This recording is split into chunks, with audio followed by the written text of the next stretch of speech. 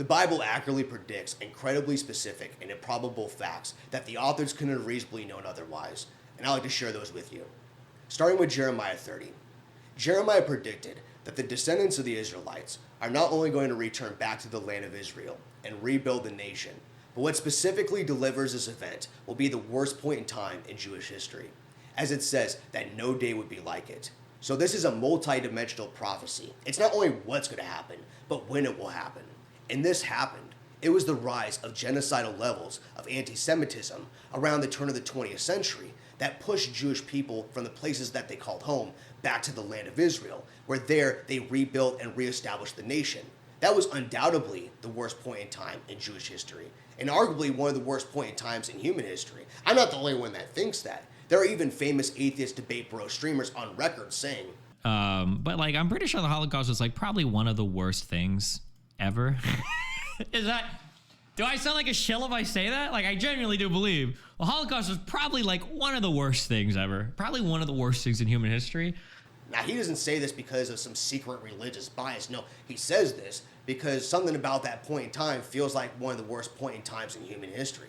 That generation not only saw the highest death toll of humanity than any other generation in recorded human history, but that same period of time exposed the depths of man's hatred during the Holocaust.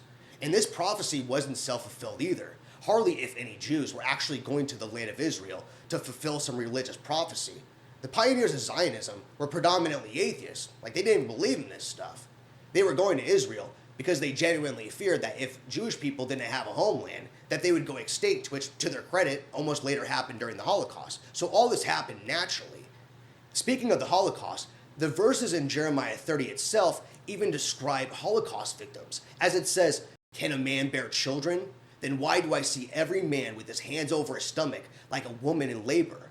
That's describing starving people, which is exactly what happened to Jewish people en masse during the Holocaust. There are only so many stomach center pains that this could possibly be referring to, but yet coincidentally aligns with exactly what happened before the reestablishment of Israel. Like, this is either the biggest, craziest coincidence ever, or there's something bigger going on here. That prophecy is unfolding before us. The odds of accurately predicting all this by mere chance is so astronomically improbable. How many coincidences does there need to be before it's no longer a coincidence? Like, the pattern is just so precise that this needs to be seriously considered. I hope you enjoyed today's video, and may the Lord, the God of Abraham, Isaac, and Jacob bless you.